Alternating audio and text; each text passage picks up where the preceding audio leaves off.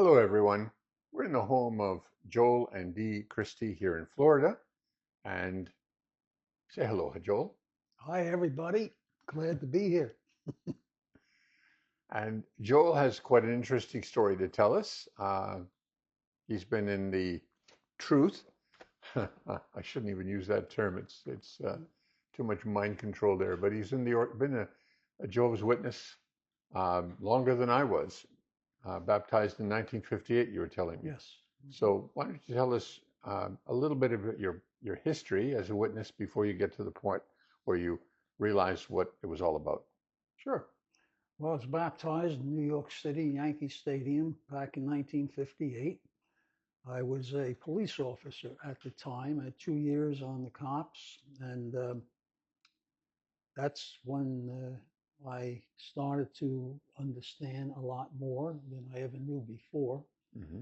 And I went down to the assembly and got baptized.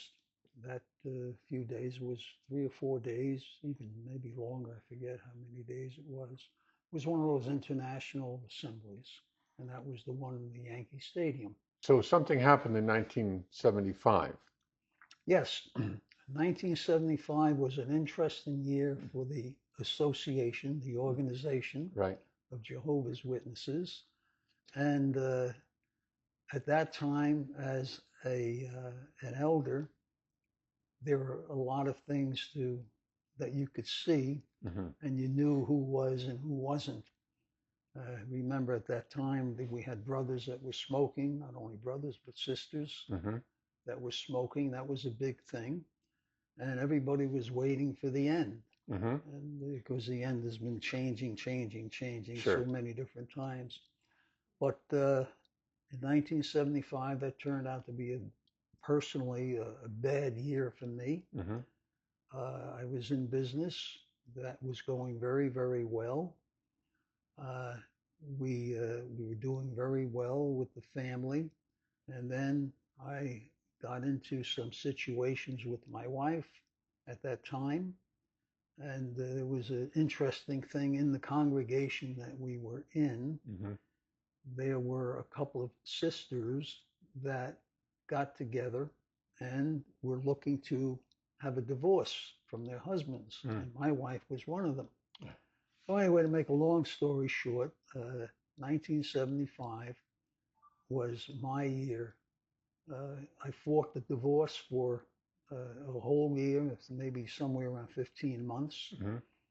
and I lost my job at that time, which was a very good job, and first year that I really was making good money Hmm.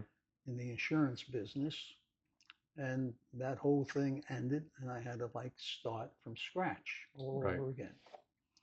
But the truth, uh, the things that I saw and heard and knew about, I sort of took a hiatus Mm. and just stayed away for a while. Visited in the work that I was doing. I was going around the country and visiting different offices that we had. At that time, we had Right. 41 offices, and I was in charge of the whole thing basically. And I used to meet various witnesses in the congregations, not in the congregations, but in the offices that I went to. Right. And I let them know right away that I was one of Jehovah's Witnesses, and they, whoever was there, that's what I said. Hmm. And I would always start with a little joke when I gave my first talk in front of an audience. They would say, "Do you have any questions about the Bible? Feel free to ask me." Hmm. And if I don't know the answer, I can quickly find out. And so that was the way I made a lot of friends. And the reason why I'm saying that is that because of that experience that I had for a few years of doing that, Hmm. I met a lot of people that later on started studying with me. And Uh, that was, just the end result of that. right. But as far as those years back then, after 1975, it was a drifting away and watching and waiting Mm. situation from the organization. So it was rough here because you got divorced, ended up losing your job, And of course, the huge disappointment of 1975 when nothing happened. And so, yeah, you drifted away. But you had been serving as an elder for a period of I time? was an elder, and then I decided at that time I never wanted to be an elder again Mm-hmm. because I started to see the like atrocities taking place mental and emotionally in Right. people's families Uh-huh. because nobody would talk to them and things of that nature. So I never wanted to be in a situation where I would have to make a decision to say that this person is guilty of whatever and Right. get, And then has to be shunned yeah, by all right, their family and yeah, friends. yeah, Right. terrible thing. Yeah. Yeah. That's an interesting take on that. You had the perception even back then when you still believed Hmm. to realize that was a bad thing. Yeah. I stayed away a number of years, Yeah. and uh, I was able to learn and see from other people Mm-hmm. things that the association, the organization, had been doing wrongly.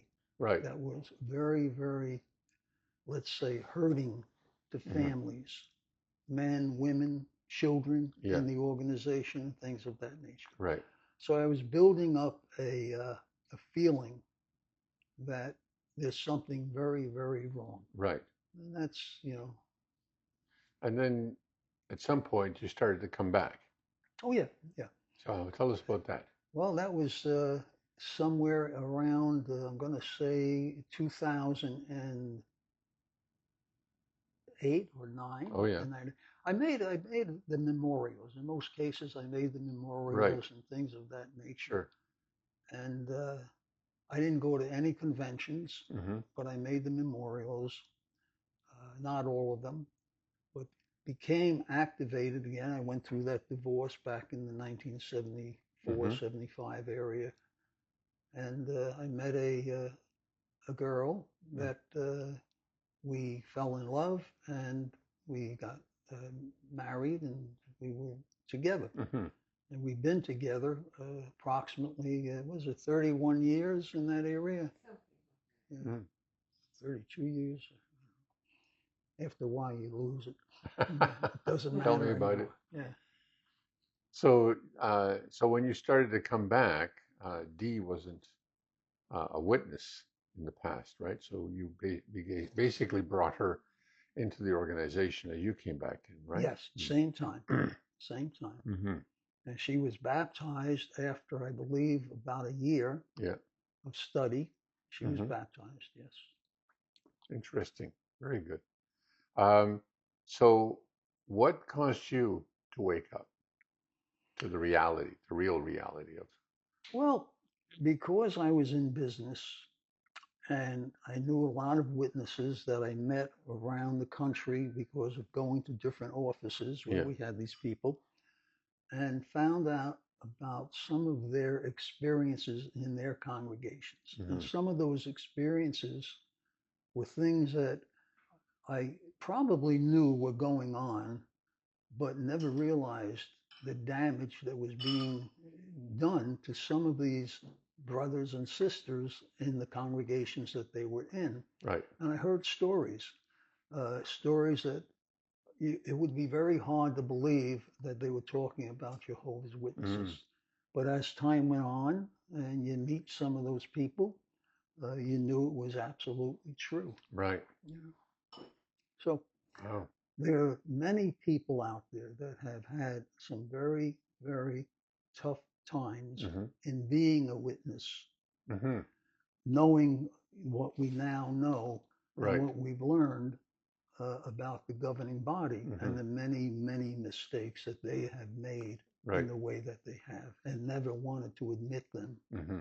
and would never say, hey, we're sorry. No, that's definitely something they officially have said they won't say, as we Yeah. learned recently in the annual meeting. Yes. So, but we can look at people, and I mean, I went through the same thing. You look at people and you see all these flaws, but seeing the flaws of people, even men in high positions, even seeing the questionable scholarship of the governing body and the publications, never caused me to doubt we were in the truth.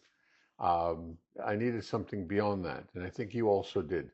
And so, what was it that caused you to realize that there was something intrinsically wrong with the religion? Well, one of the things from early times that I always recognized, and when I was an elder, it was Hmm. one of the reasons that when I stepped out, I would never become an elder again. Didn't Right, want to have that responsibility of being involved in disfellowshipping hmm, somebody right, because you ruined the family, hmm, you ruined the person, and from that you had a lot of people becoming alcoholics. right, You had a lot of people going on drugs so that hmm, they could just go another day. yeah, And to me, it was very saddening hmm, in many ways. And a lot of people lost their lives by coming into the truth right, and then going through this um, venting right, from the organization, hmm, and how easy it was to get a whole group of people, millions of people, to go along with that program right, of taking somebody that you used to like and yeah, just saying, discarding him right, like like you garbage. just yeah, like a Yeah, piece of garbage. yeah, And it's sad. It's yeah, very, very sad. And in my mind, the guilt, the blood guilt on elders hmm, who were involved with this fellowshippings is is very strong. hmm, yes, And when it came to myself in this same situation of being put into a disfellowshipping situation, hmm, uh, I can get into that story too. But my whole thought was when it came to sitting in front of elders that are trying to literally disfellowship you, get rid of you, yeah, uh, to me, it's just death dealing hmm, because they don't care. hmm, They really don't care. And all they're doing is following written rules that they have in their book right, about how you do this and how you get that done and hmm, so on and so forth. So um, that's what I learned. And my situation came up not too long ago. yeah, And it was only just a couple of months ago, back in, I guess it was somewhere in early October, that I started to learn things that I never knew before uh-huh. and never expected. And I can tell that story too That's a about good story to exactly tell. what took Yeah. place, if you want to hear that. Yes, definitely. What Okay, were things you learned that really kind of was the last straw on the camel's back? Yeah. okay. Uh, I started to hear from, it could have been an organization like yourself, that that the Jehovah's Witness organization refer to as being the uh, not the unfaithful, but Hmm. the bad The people, evil slave. the evil Hmm. slave, Right. and that all bad news starts with them, the Hmm. evil slave. But anyway, I started finding out a couple of things, and my wife was ahead of me on this. She Hmm. was already out, Yeah. but didn't say that she was out. But she was doing her own personal studies, uh, probably 3 to 6 months ahead of me. Uh-huh. And I never really That's because knew she's a smart that was lady. taking place. But in any event, uh, the situation came up that I heard about the organization being associated with the United Nations. Uh-huh. And I go back all those years about reading about the United Nations is the worst thing in the world, it's the Hmm. enemy, and so on and so Mentioned the forth. wild beast and all of that. Yeah. Right, all that stuff. And then to find out that they've been doing business with the UN Hmm. for totally over 30 years, Right. 1990, 1992 to Hmm. 2000, when they were found out Yeah. that they were An NGO. associated, as Yeah. non-politically, Right. but they were associated with the UN. Hmm. And then they thought that everybody got out of that. They stopped that, but they didn't, Mm. because right up to today, they're still associated with the United Nations, and nobody knows that. Mm. And I found out the hard way. Yeah. when I learned these things, uh, there are two major things. I learned about them and the United Nations, and I also learned about uh, something about the governing body that nobody ever knew Hmm. before, as far as I know. Right. And I made the mistake. Well, I shouldn't say it's a mistake, but I had a brother that I brought into the truth, or helped bring into the truth back There's a in. phrase that we use because we've been so indoctrinated. Just for our audience, we know it's not the truth anymore, but we've Yeah, been taught to think of it as the truth, and yeah, it's become a name for yeah, the organization. Yeah, yeah. That's absolutely it's hard correct. to get those things out of our brain. Yeah, They've been especially they come out like. when I started was 1958. Hmm. You know, it's a long time ago. Yeah, So I it's probably called it the truth thousands and thousands of times in my lifetime. yes, yes, Yes. yes. So anyway, the story was, and this is what happened to me. I went to a brother, an elder in a Hmm. different congregation, who I studied with and I brought into my house Yeah. many years ago in Miami Beach, somewhere around 1968, in that area. Right. Because you were instrumental in getting the Miami Beach congregation going, Yes, which is now a yes. large There was congregation. 3 or 4 brothers, Yeah. and that's what we did. Mhm. And today it's I don't know how many people they have down there, but Yeah. they have a lot of witnesses in Miami Hmm. Beach. Uh, what took place there was that I spoke to this brother, and I said, I got a couple of questions for you. Yeah. And now he's been an elder, he's been a brother for all these years. Hmm. I think he finally got baptized somewhere around 1970, and somewhere around there. Right. It was a long time ago. And I said, do you know anything about Jehovah's Witnesses, the organization, being associated with the United Nations? Uh-huh. And he said, what are you talking about? I said, well, I learned something, that they've been associated with the United Nations, Hmm. and not in a governmental way, but they're members of a non-political situation, but they do it with the United Nations. Right. After everything you read from the organization about how bad the UN Hmm. is and so on and so forth, I was shocked. Mm. And I told him that, and he says, this, no, yep. And he went into this story that uh, I should immediately go to the elders, and they'll save my life, and this and that, and Uh-huh. so on and so forth. And I just told him, uh, you know, let's forget about it now, and that was it. Right. Little did I know that he called the elders in Hmm. the congregation I'm with, Yeah. and because we had a couple of brothers in that area, in this new congregation Right. where we were now at, Hmm. that came from his congregation, the, Uh-huh. the brother where So you he's knew them serving as, personally. Yeah. yeah. And he made the phone call and he told them what I had said. Mm.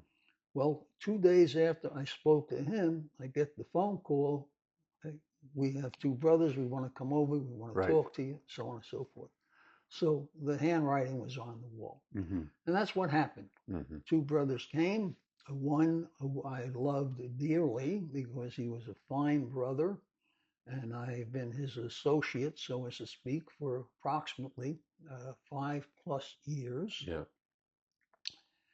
And he even was ready to cry Mm. when he was there, Yeah. and they were starting to ask questions. Right. And they started to say that, where did you get this information from? Mm. I said, well, let me tell you what information you're talking about. Yeah. You tell me what you heard. Well, something about the UN and so on and so forth. So I said, well, let me tell you. In other words, you're telling me Yeah. that this is news to you. Hmm. You are not aware of this. Right. So, number one, that's the way I felt when I learned this just maybe 3 weeks ago or whatever it was. Right. And I got the same feelings. Yeah. How could this be? So let me tell you what I did. And while they were sitting there, Mm-hmm. I picked up my phone and I said to Google, uh, tell me about the relationship with Jehovah's Witnesses and the UN. Mm-hmm. That's simple. Just And within 2 seconds, the voice says, and they've been, blah, blah, blah, yeah. and the whole story. They were shocked. Mm-hmm. And They had no idea. no idea. One of those brothers has been an elder for probably, I would have to say, uh, somewhere at least 40 years to 50 years. He got baptized 1 year after me, somewhere in 59 or 60, he got baptized. So anyway, they were in shock. And the older brother that I really came to love in the congregation that I was with in the last 5 years or so, I felt very badly for him because he was crying. He took this very, and then I said to him, I said, well, now you know how I felt when I heard this information. Sure.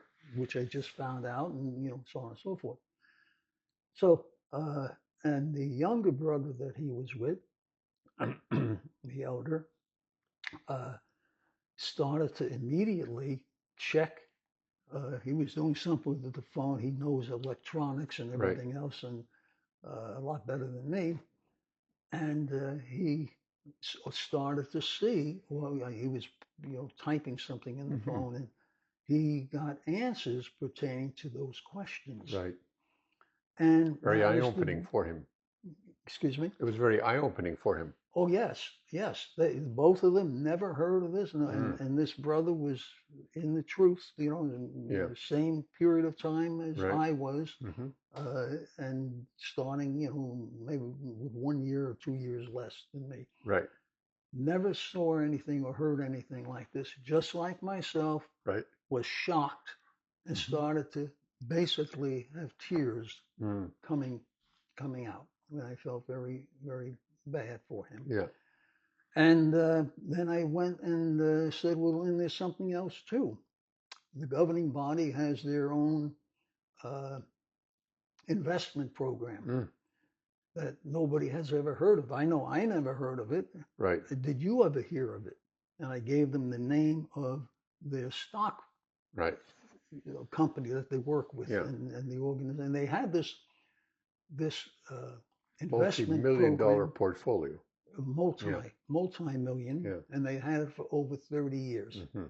And I checked it out, and in companies that they were investing in were companies such as Lockheed, which makes weapons and, for killing people and so on and so forth. Right.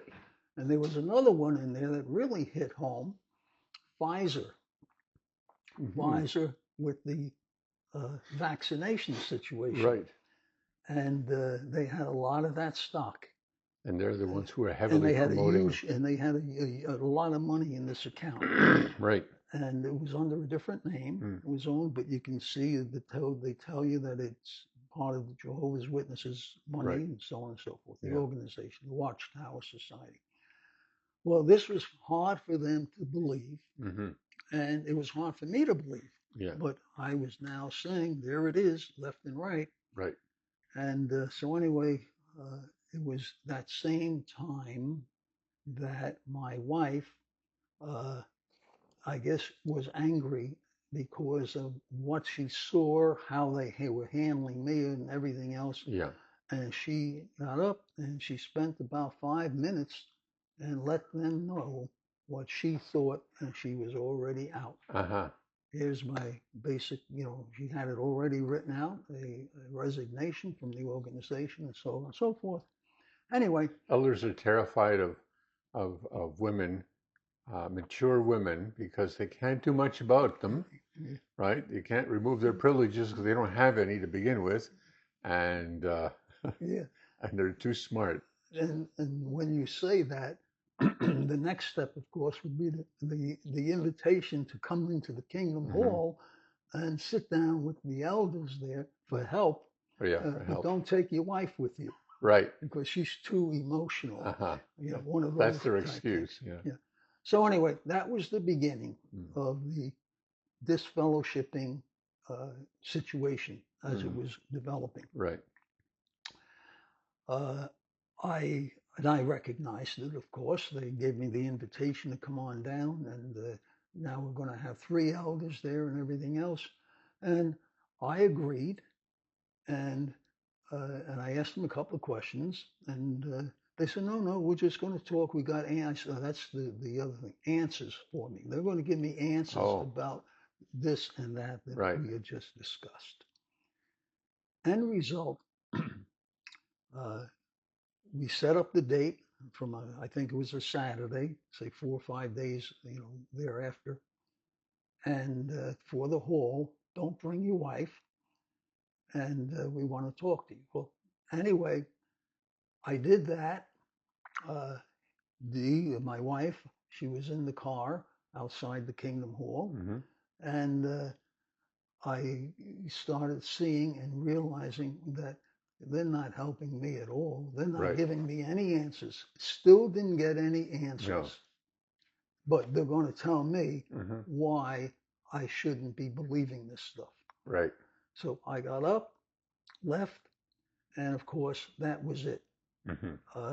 The next thing I know is then they have 3 brothers that want to talk to me, and so on and so forth. So I agreed. I said, sure, I'll come down, but let me know, See, I had an older man around my age, a year or 2 years older than me, right, and that I would take to the hall every time we went to the hall for the meetings. And I get a phone call from him the next day that he can't ride with me anymore. He can't this with me anymore. So and so, stay away from me. Wow. And I happened to be in a public store one morning, and one of the he wasn't an elder, but he is very close to the elders. He walked by me and looked the other way, so I knew right away.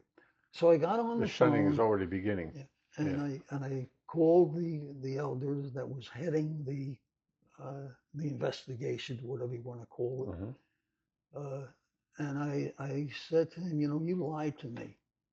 You lied to me. You already have spread the word in the congregation that they shouldn't talk to me. I said, you lied. I'm not going to be there. That's the end of that. You do whatever you got to do. How can you trust them when they're willing to do that? Exactly. Becomes So truly that's kangaroo that court. story. Yeah. And from that point on, I started writing to the organization. I wrote them an 11-page letter. Right. With all these different things. 11 pages is pretty long. Yeah. And I know of many others who've done the same thing, so they can hardly say we're ignorant of all these problems. Absolutely, yes. Yeah. So anyway, that's the way it went. And they had the circuit assembly, circuit servant making a visit in a couple of weeks and so on and so forth. So I said, well, I'll wait for him. In the meantime, I got a little bit stronger because now I find out about my wife. She's already made the decision. Here's the letter and so on and so forth. Right. And I just told him, you know what? I'm going to save all you guys a lot of trouble and keep you from becoming blood guilty. Right. Destroying somebody's life. Yeah. And all the disfellowshippings and the many, many people that lost their families and they became alcoholics, they became drug addicts just to get through another day. Right. Nobody talking to them. All they ever had were the people and the truth, and they lost them. Right. Which is a terrible, terrible thing. Yeah. And that religion should not be a religion anymore in my mind. It should be a cult. Yeah. And that's the way I feel. And finally, I told them, look, let me make it easy on you and I'll save some blood guilt from you. Yeah. And I says, I'm leaving. I'm done. I'm finished. You resigned. I resigned. Yeah. But the new way now, they don't announce all that stuff the way, they Yeah. just tell you in a few words to the Right. congregation, no longer one of Jehovah's Witnesses. Yeah. And that's basically the situation. And so we learned the hard way. And I think of all, when I did a lot of traveling around the country and I met a lot of Jehovah's Witnesses in basically every city that I went to, Yeah. um, and the stories that I heard, Mm. here they are. Now I'm, part of that same story. Yeah. So that's the Wow. situation as I see it. Well, thank you so much for sharing that with us, and also thank you for joining with us in our Zoom meetings, because I appreciate so much that, unlike so many who realize the organization is false and leave, you have not left neither Jehovah God nor Jesus Christ. Correct. You continue to want to worship in spirit and truth, but no longer under the guise of some religion where men tell you what the rules are and what the framework is, but rather directly with relationship to Jesus as our leader. And by saying that, it just brings more power into understanding that this is not a religion. They just have a unique way of brainwashing people for as long as they are part of that organization. Yeah. And they do it basically scientifically. And the people are brainwashed. Yeah. Everybody listens to what they say as if they were God. That's right. And it's exactly a shame. Right. Yeah. It's a shame. Well, thank you so much, Joel, for that and Quite for your welcome. hospitality. And I hope that one day soon we'll also be able to interview Dee and hear her side, which is also very interesting. Thank you, everyone, for listening, and we'll talk to you next time. Absolutely. Thank you.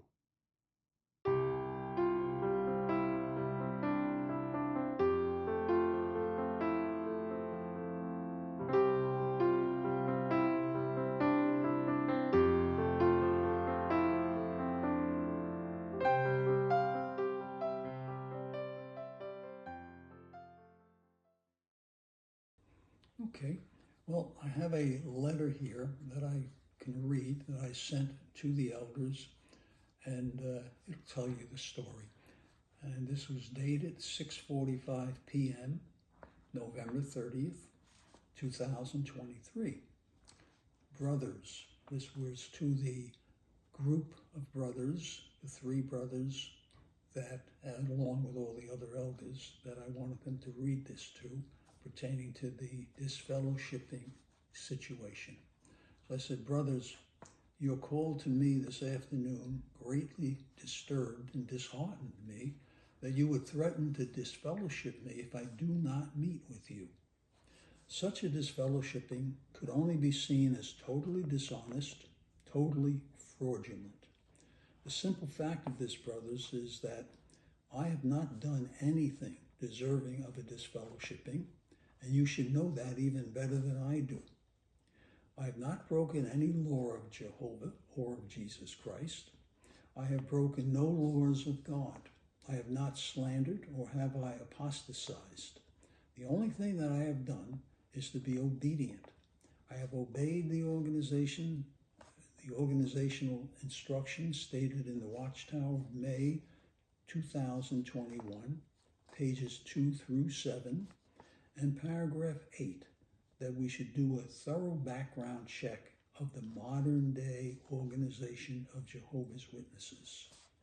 Well, dear brothers, I obediently did just that, and very sadly, I cried and cried over what I found out and went to an elder who I helped come into the truth some 55 years ago, and he was a full-time atheist.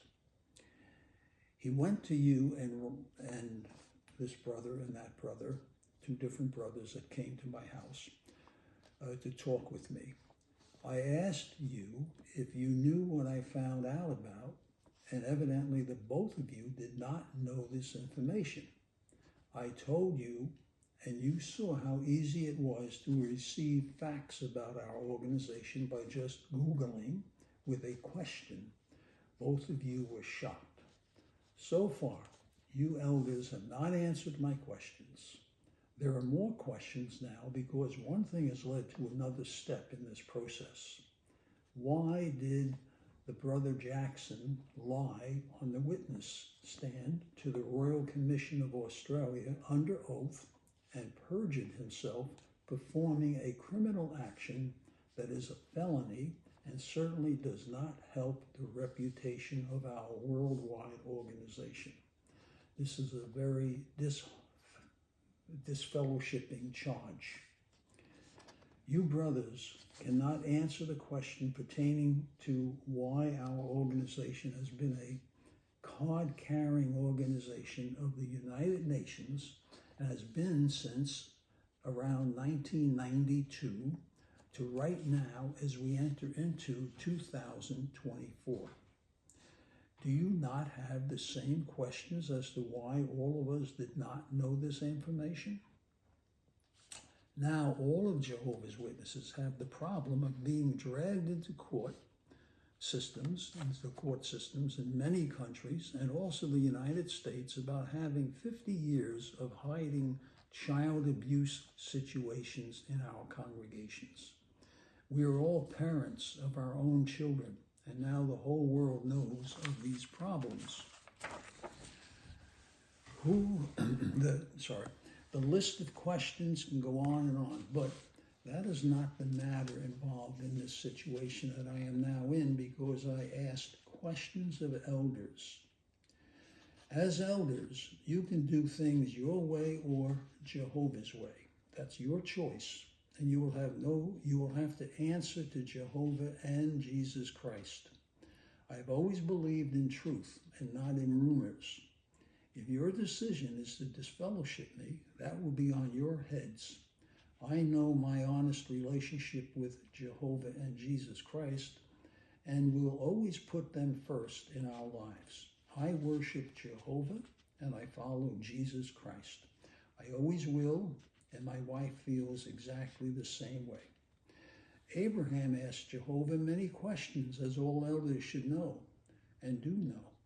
But here we are going into 2024, and this organization is under fire from the many enemies that it has made. I will continue to say that I will not sit in the hall in front of 3 elders who have a lot of power in the congregation, and at this time there is no judicial action required upon me. I will await the circuit overseer and will visit with as many elders as there are, plus our circuit overseer. And the final paragraph that I wrote in this letter was, brothers, do what you want to do, but you are responsible for your teachings and actions upon all the brothers and sisters. So I suggest that you make your decisions and be careful doing so.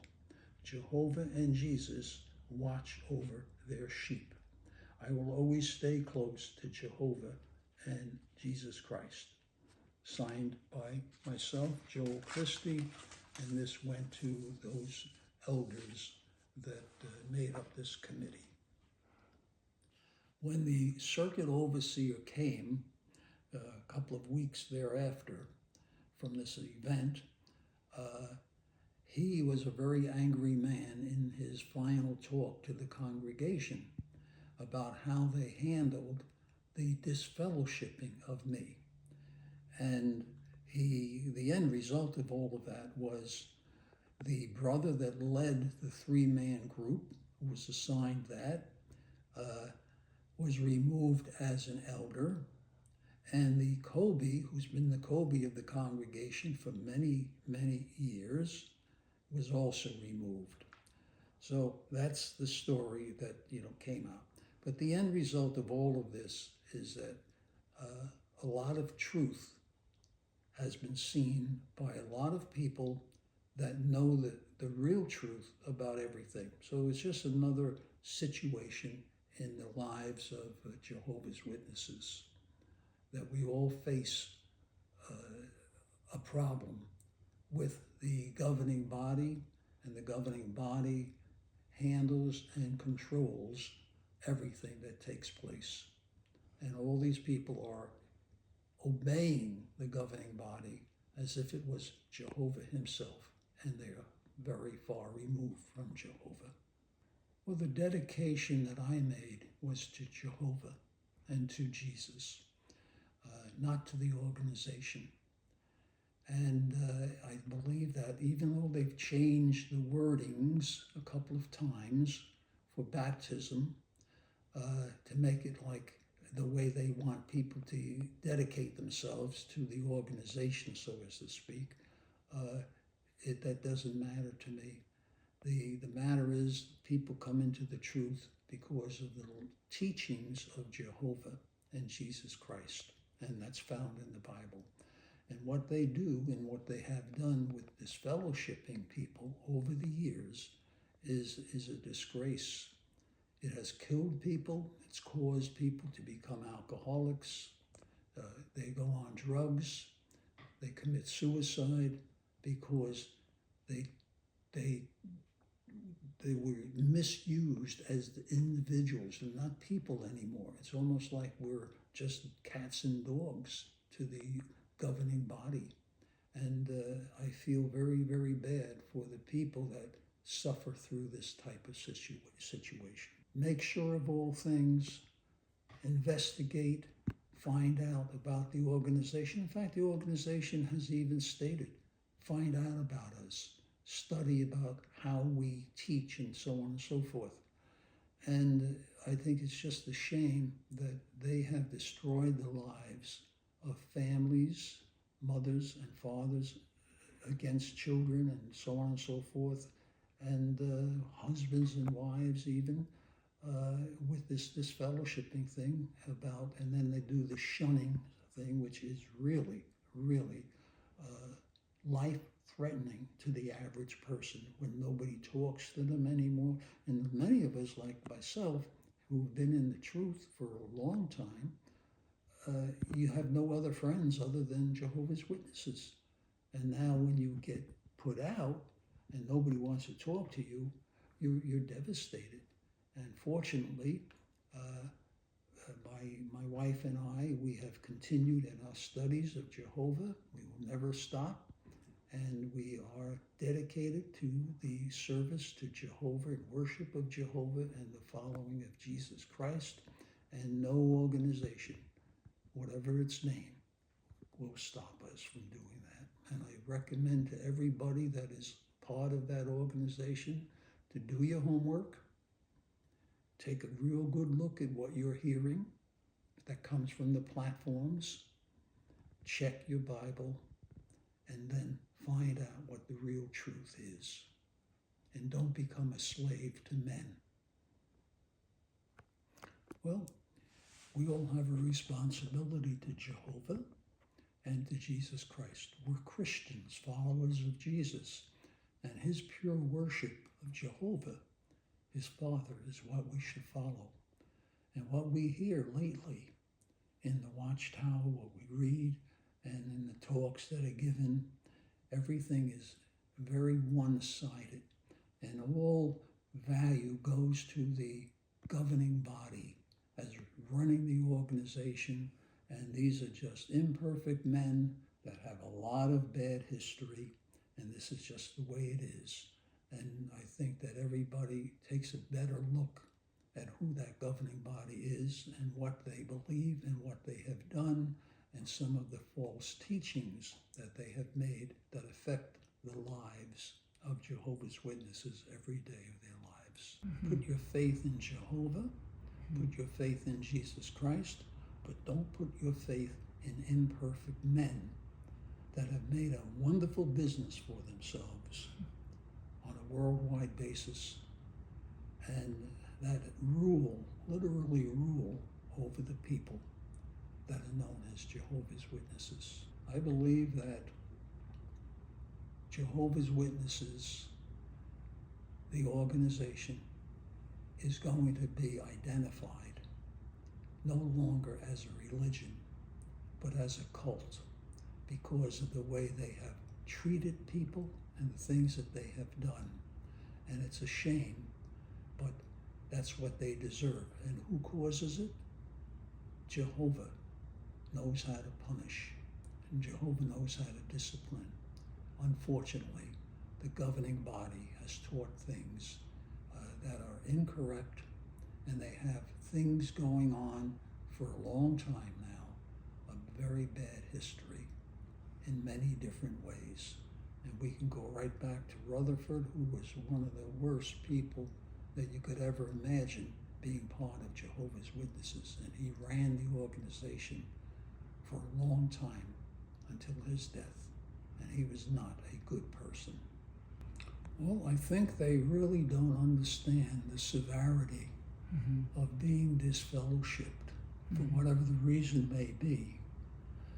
And we know what comes along with that, and that is the shunning, where they lose the privilege of having normal people speak with them. And those are the, any one of the witnesses that have been a witness for a while, their only companions are other Jehovah's Witnesses. So when they get disfellowship because of imperfection, and we're all imperfection, and we all sin and so on and so forth, the point is it can happen to anyone at any time, and they're doomed. They then have to live a life without the feelings of others, their friends and everything else. And it's humiliating. And a lot of people have already committed suicide, and families have been broken up in major ways. And this is all because of teachings of men. That's imperfect right. Men.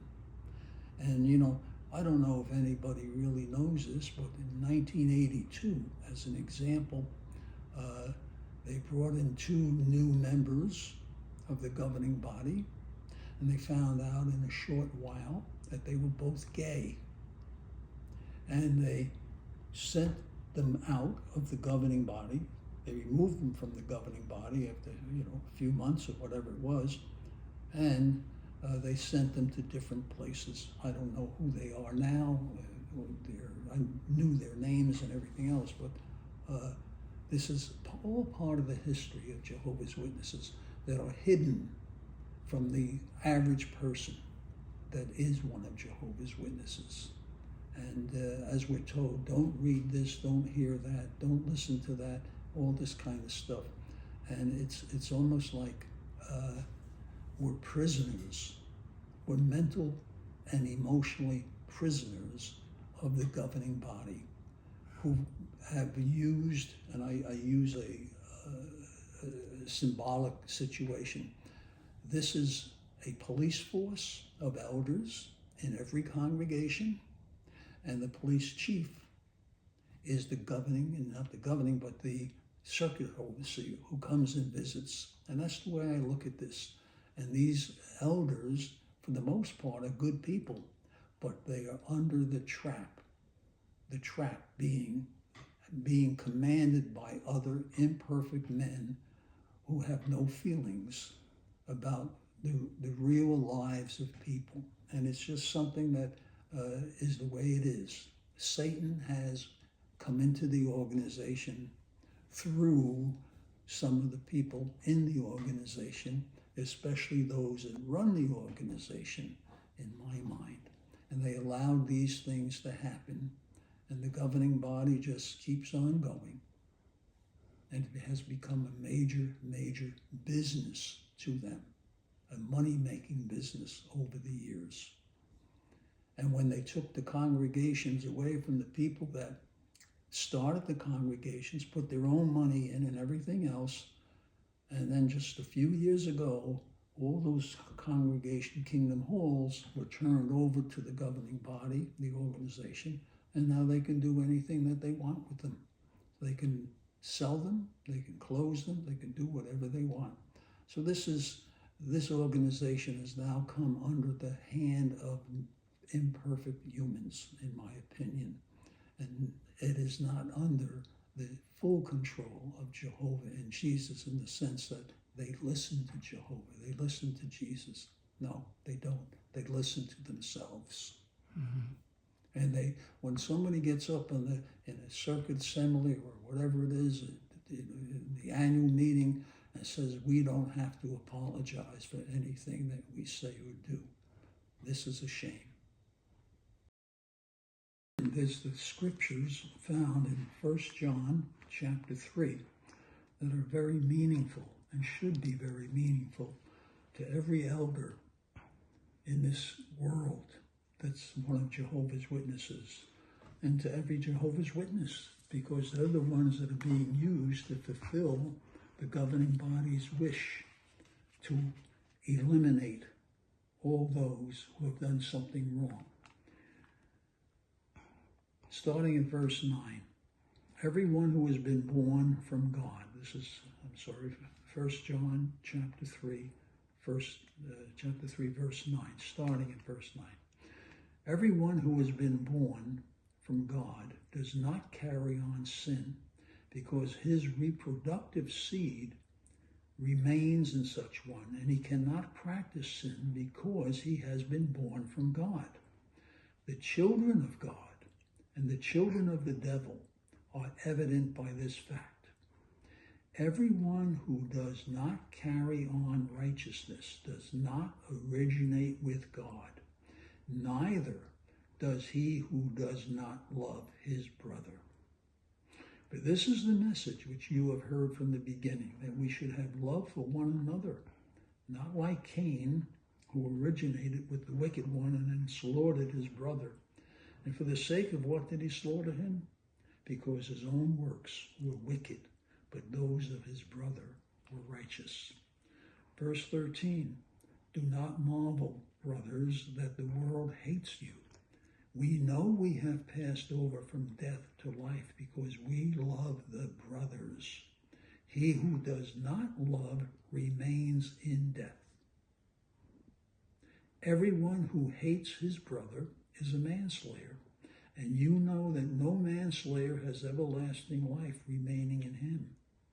By this we have come to know love, because that one surrendered his soul for us, and we are under obligation to surrender our souls for our brothers. Verse 17, but whoever has this world's means for supporting life and beholds his brother having need, and yet shuts the door of his tender compassions upon him, in what way does the love of God remain in him? The conclusion, little children, let us love neither in word nor with the tongue, but in deed and truth.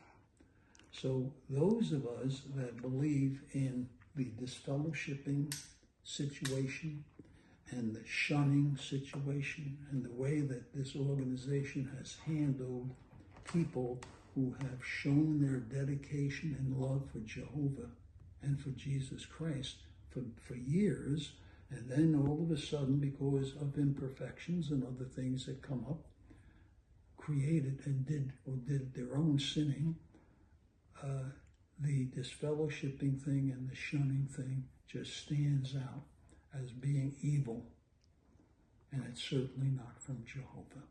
So this is a lesson for any elder, any ministerial servant, and for every congregation on this earth that bears the name of Jehovah's Witnesses, because it describes the right way and the wrong way, and this is the wrong way to handle situations. Disfellowshipping, shunning, and causing people to commit suicide or to just give up on life and become alcoholics or drug addicts and everything else. Sad, sad. And these people will pay for it.